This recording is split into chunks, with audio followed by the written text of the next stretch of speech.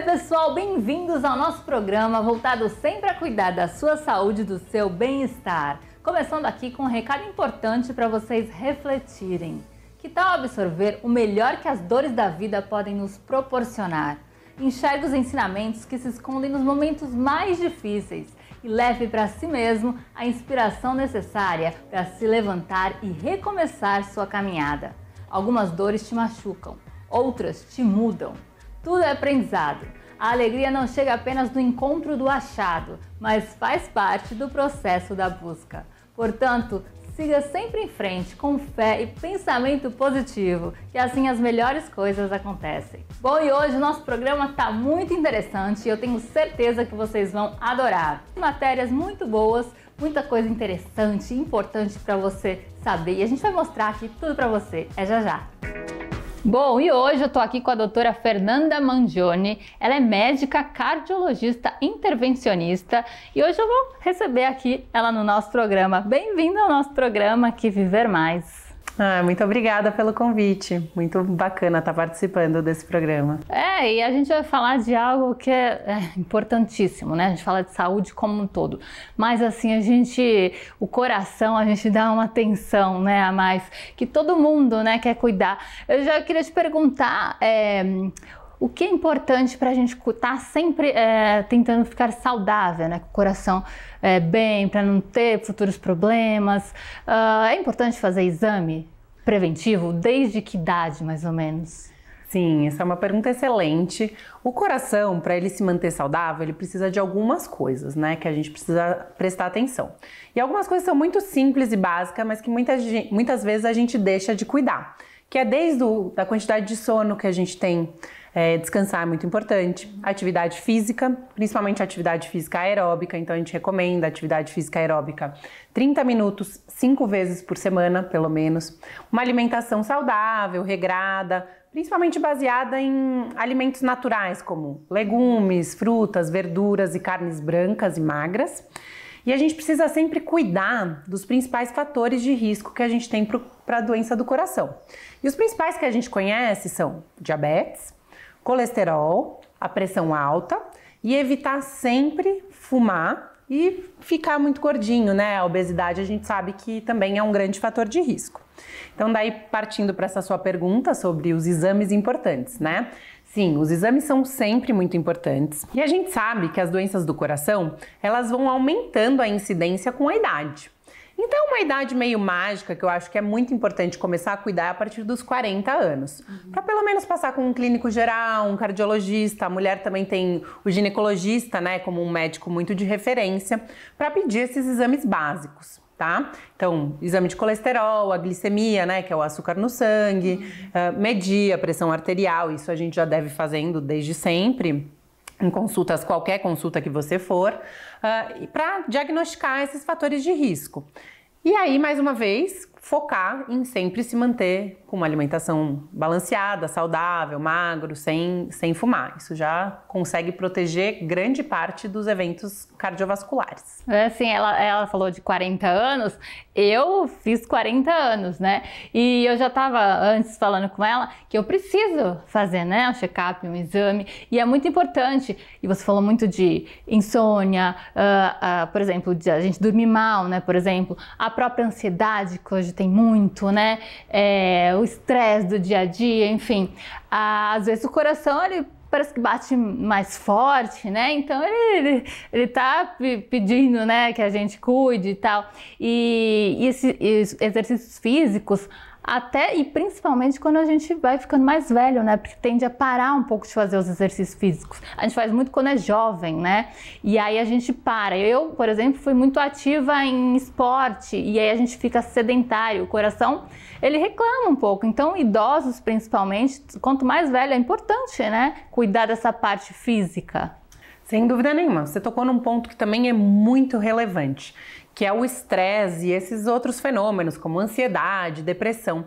A gente sabe que essas doenças, elas também estão muito ligadas com doenças do coração, com aumento de incidência principalmente de infarto, AVC, né, que é o derrame. Então, a gente tem que focar muito nesse controle do estresse. E a gente tem diversas formas de fazer isso. A atividade física, sem dúvida nenhuma, é a número 1. que além desse benefício de controlar o estresse, ela tem vários outros inúmeros benefícios. Então ela consegue dilatar mais as nossas artérias, cai a pressão arterial, então a gente evita hipertensão, evita diabetes, a gente diminui a inflamação no nosso organismo, que a gente sabe que está muito relacionado com essa deposição dessas plaquinhas de gordura nas artérias do coração. Então, o exercício físico é ponto fundamental e essencial, independente da idade. Como você bem mencionou, a gente vai aumentando a idade, o risco vai aumentando, então não pode deixar de praticar atividade física. Isso é uma coisa que é bem importante a gente pontuar. E o que eu acho que também é muito legal da gente tocar no assunto é que hoje a gente está vivendo uma vida muito maluca, né? Muito ansiosa, estressada, com cada vez mais tarefas para cumprir num menor prazo de tempo, né? Com essa dependência de aparelhos eletrônicos. Então a gente focar em atividades também que controlem o nosso estresse é de importância, assim, essencial. Coisas como fazer uma yoga, uma prática de meditação, ou mesmo uma caminhada pela natureza, coisas que a gente acha que não fazem diferença, fazem muita diferença. Então, algumas respirações profundas em momento de estresse, isso ajuda demais a proteger o nosso coração. Sim, você falou de caminhar, e aqui a gente tá para Baixada Santista, enfim, litoral, e graças a Deus, cada vez mais pela qualidade de vida, enfim, a praia, a pessoa andar, tem muita população mais velha, né, mas os idosos, né, que a gente chama a melhor idade, né, terceira idade. E então é bom, né? Agora no verão também a pessoa tem mais vontade, né, de sair de casa, caminhar. Isso é muito importante. Então agora no verão acredito que melhore um pouco, né, esses problemas do coração. E como eu falei, com a idade, tentar caminhar, claro, né, com a dica do seu médico, não fazer exercício assim, você é sedentário, quer correr também não, né? Fazer um esporte do nada também é muito perigoso, acredito eu, né? Você não faz esporte e aí você quer fazer, por exemplo, um futebol e já não está com a idade de fazer só no final de semana. Então, fazer atividades regulares, caminhada, eu acho que é importante. Agora no verão, acho que o pessoal tende a ter menos esses problemas, né? Tem dois lados desse ponto. E eu vou começar pelo lado positivo, que você tem toda a razão, né? No verão a gente fica todo mundo mais animado, quer sair, ver o dia, ver o sol, passear. Então a gente acaba caminhando muito mais e ficando mais animado para as atividades físicas, né? O tal do beach tênis na praia, jogam vôlei, futebol. Então é um momento em que as pessoas elas ficam mais animadas assim para sair. E tem o lado de que no verão a gente, por mecanismos do nosso próprio organismo, a gente tem dilatação das artérias, né, do coração, o que diminui o infarto. No inverno, a tendência é infartar mais. Mas por incrível que pareça, essa época de fim de ano, de festas, de ansiedade, de tensão, de muita coisa para organizar, a gente se sente muito pressionado.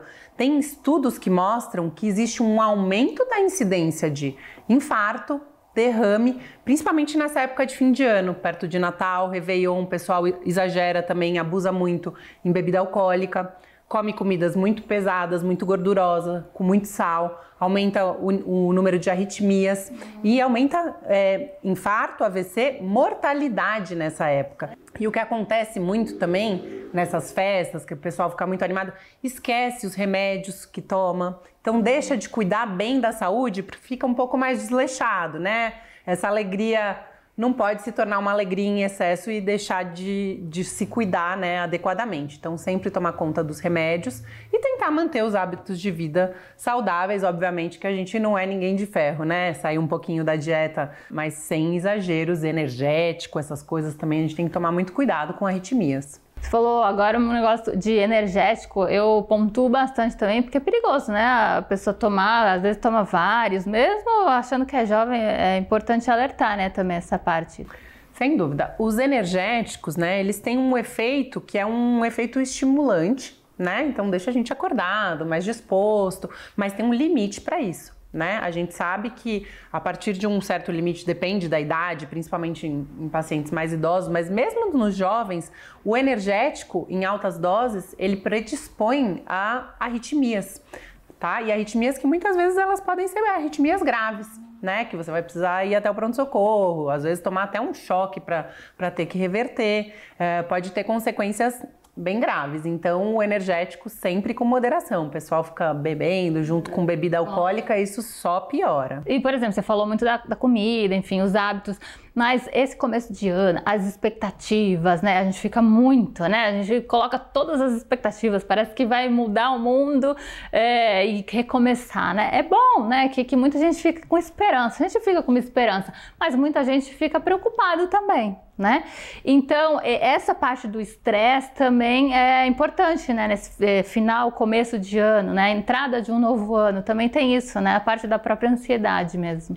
Sem dúvida, parece que a gente deixa para o fim do ano tudo que a gente não fez o ano inteiro, né? A gente quer fazer um fechamento e mesmo fazer, eu acho que uma retrospectiva, né, de tudo que a gente conseguiu concretizar no ano. Então vem também junto algumas frustrações de coisa que você gostaria de ter feito, não fez, algumas tristezas, né? Você queria estar com algum parente que não está mais junto, enfim, junto com essa fase do ano, acho que vem essas emoções, né? Tanto um pouquinho de melancolia, né? E muito estresse. E a gente sabe que o estresse, ele é um fator, assim, muito perigoso para o coração. Porque a gente sabe que com o estresse a gente libera alguns hormônios e catecolaminas, né? Que são substâncias no organismo que fazem a nossa pressão aumentar, fazem a frequência do coração aumentar, tá? E com isso a gente predispõe a doenças graves como infarto, AVC. Então a gente tem que tomar muito cuidado nessa fase, tentar encontrar maneiras de controlar o estresse e não deixar essas emoções tomarem conta da gente, né? Então tudo com balanço, com equilíbrio é sempre importante. Porque também tem, como eu falei, a esperança, né? A parte boa. Mas mesmo a gente com esperança, com parte boa, a gente fica também mais eufórico e a euforia é você tomar cuidado, né? A gente tem que estar sempre equilibrado com as emoções, né? Como eu falei, dos exames.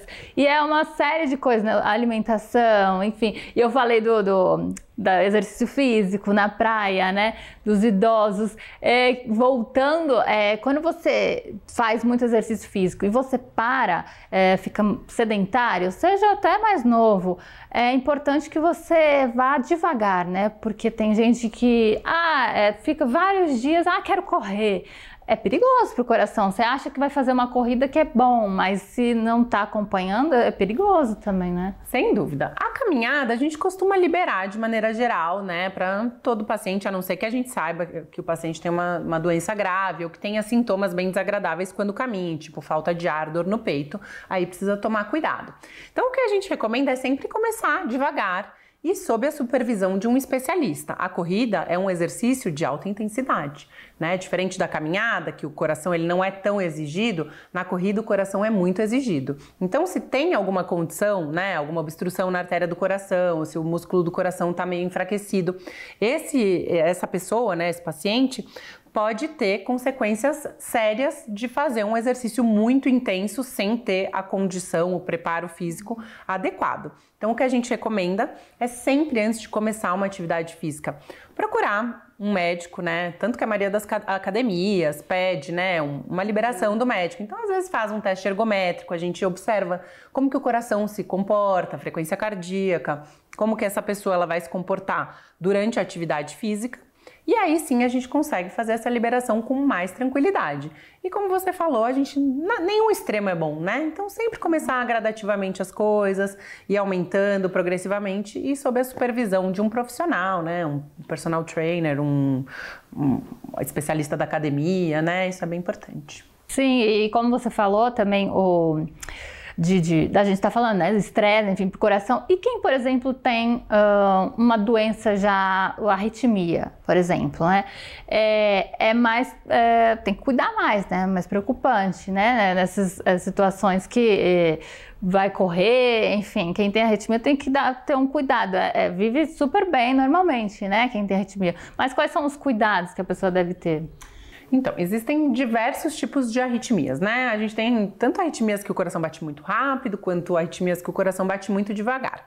Então, mais uma vez, a ajuda de um profissional especialista nisso é muito importante para o tratamento adequado, né? Tem pessoas que precisam de marca-passo, tem pessoas que precisam de tratamento que se chama uma ablação, que faz uma queimadinha queima um pouquinho do músculo do coração ali para esse estímulo elétrico ser melhor controlado. Dito isso, né, você já está sob a supervisão, né, de um especialista, de qualquer forma, esse paciente já tem uma predisposição maior a ter esse tipo de doença, né? Então, sempre ficar de olho nessas coisas, essas substâncias estimulantes devem ser sempre evitadas, né? Mesmo muito café, a gente não recomenda, muita bebida alcoólica. Então, tudo com moderação e seguindo sempre os cuidados do seu médico. Já como você falou, a gente que não tem nada, vamos dizer, extremos são ruins, principalmente para quem já tem uma doença pré-estabelecida, né? Como a gente está falando de arritmia. Sim. E essas outras doenças que eu pontuei, né, que são os fatores de risco para essas doenças ruins que eu digo em geral, né, o infarto, o AVC, que são o diabetes, a pressão alta, colesterol alto, mesmo antecedente familiar, isso é uma questão bem relevante, assim, se você tem um pai, mãe, irmão, parente de primeiro grau que teve uma doença grave do coração, precoce, abaixo de 60 anos, tipo infarto, ou precisou fazer uma cirurgia de ponte safena, alguma coisa desse tipo, você tem que ficar sempre mais atento. Tá? Essas pessoas, elas têm uma predisposição aumentada a desenvolver esses tipos de doença grave. Então, com um acompanhamento periódico, né, pelo menos anual aí com o cardiologista, fazer tudo bonitinho, tomar os remédios adequadamente, então controlar essas doenças para que não se desenvolvam doenças mais graves a partir disso.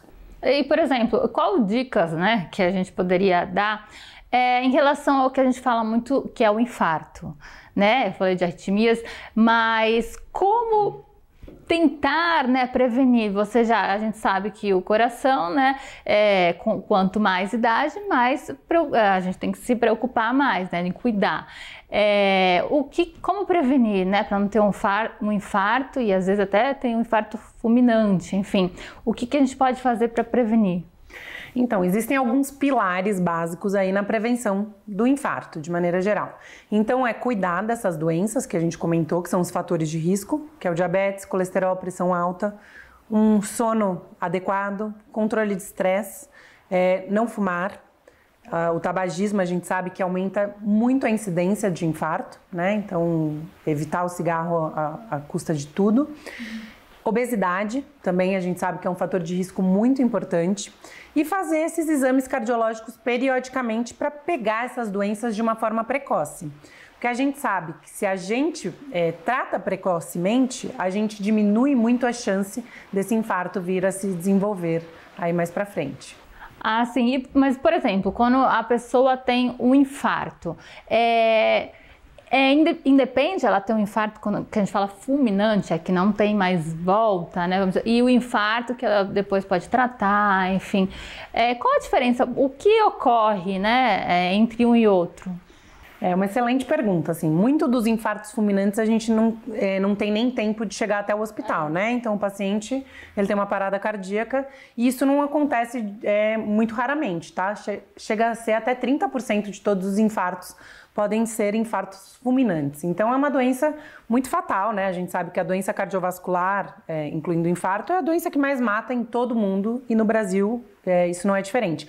Mata 8 vezes mais que o câncer de mama na mulher, só para você ter noção. A gente fica muito preocupada com o câncer de mama, a mulherada, mas o infarto mata muito mais, viu, meninas? Tem que se cuidar. E a diferença que você perguntou entre o infarto fulminante e o infarto que você dá tempo de chegar no hospital, ser tratado adequadamente, muitas vezes o infarto ele pode acontecer ocluindo uma artéria do coração muito grande, né, uma artéria principal, com uma oclusão completa, 100% de oclusão, ou ele pode acontecer ocluindo uma artéria menos importante, ou que essa oclusão não seja uma oclusão completa de 100%. Então, os infartos fulminantes a gente sabe que são artérias muito importantes e essa oclusão é completa, 100%, e que causa essa consequência aí muito grave, que é a morte súbita, né, que a gente fala. E a pessoa teve um infarto. Muitas voltam a viver normalmente sem até sequelas, né? Aí também depende de qual artéria, né? Do que realmente o infarto ocasionou no organismo, né? E aí, a pessoa teve um infarto, claro, e rápido, ao hospital, né? Quanto mais rápido, melhor, acredito eu. E aí a sequência, depende também do paciente, para ele ficar bem, para ele não ficar... Tem uns que não ficam tão bem, né? Tem que ficar controlando, como que é? Não, sem dúvida nenhuma, depende de muitos fatores, mas eu acho que você colocou um ponto que é de extrema relevância, né? Então, assim, você sentiu uma dor no peito, uma dor forte, um sintoma que você nunca teve antes, então essa dor persistente, essa dor tá durando, você tem que correr para o pronto-socorro, tá? A dor típica do infarto é uma dor em peso, ou em aperto, né? Principalmente aqui na região que a gente chama precordial, no lado mais esquerdo, mas pode ser em qualquer lugar do tórax. Pode irradiar para braço, para mandíbula, pode vir acompanhada de palpitação, ou seja, batedeira no peito, suor frio, falta de ar. Então, sentiu isso? Corre para o pronto-socorro mais próximo de casa. E por que isso? A gente fala que tempo é músculo. Então, quando você chega no pronto-socorro, o primeiro exame, quando você está com dor no peito, que vão te fazer é um eletrocardiograma. O eletrocardiograma é um exame muito sensível, ou seja, muito bom para diagnosticar aquele infarto que eu falei que a obstrução da artéria é 100%. Então, que é o infarto mais grave que a gente tem. Viu essa alteração no eletro, você vai ser encaminhado diretamente para o cateterismo.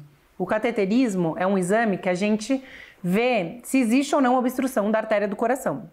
Então, você diagnostica essa obstrução da artéria do coração e você consegue tratar isso na grande maioria das vezes. Então, a gente desobstrui essa artéria com o stent, né, que é uma molinha que a gente põe na parede da artéria e o fluxo de sangue volta a acontecer normalmente. Isso é feito de uma forma muito rápida e minimamente invasiva. Então, é um procedimento que salva vidas e salva músculo do coração. Então, em relação à recuperação, quanto mais rápido, mais músculo do coração a gente consegue salvar. Quanto mais tempo essa artéria permanece fechada, o músculo do coração ele vai progressivamente morrendo e o coração fica fraco e muitas vezes pode gerar arritmias e consequências muito graves até a morte, se você não for rápido. Mas geralmente quando trata, enfim, a pessoa fica bem, pode viver a vida normalmente, vamos dizer. Sim, a grande maioria dos pacientes que chega até o hospital e consegue ser tratado, hoje em dia a gente desenvolveu muito, né? Tanto medicação quanto essas técnicas de desobstruir as artérias do coração. E os pacientes vivem super bem depois. A gente tem diversos medicamentos que inclusive ajudam a recuperar esse músculo do coração que sofreu aí durante o infarto.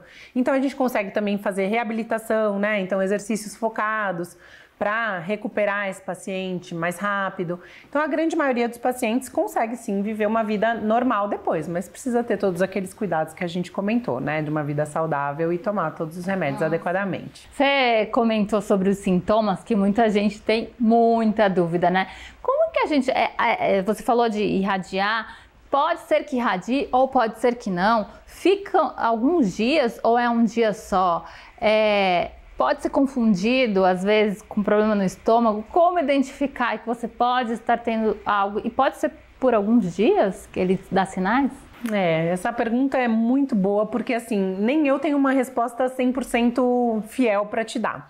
Porque o ser humano é muito individual, né? Então a gente sabe que o sintoma mais clássico do infarto é a dor no peito. Mas para você ter noção, tem estudos que mostram que principalmente as mulheres, em até 40% dos casos, não tem dor no peito. Então, sim, o infarto ele pode se manifestar sem dor no peito, ele pode ser só uma sensação de angústia, um mal-estar, uma opressão. Tem muito paciente que não consegue nem descrever como que está se sentindo.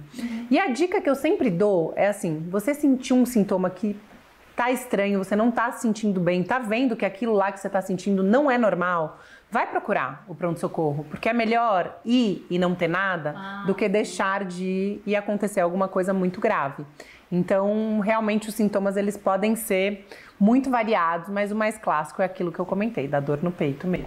E muita gente, alguns médicos até acredito que não gostam tanto, mas isso que você falou é importante, a pessoa, e mesmo que não for, é que assim, eu acredito que a ansiedade causa também muito taquicardia e a pessoa pensa que está tendo algo.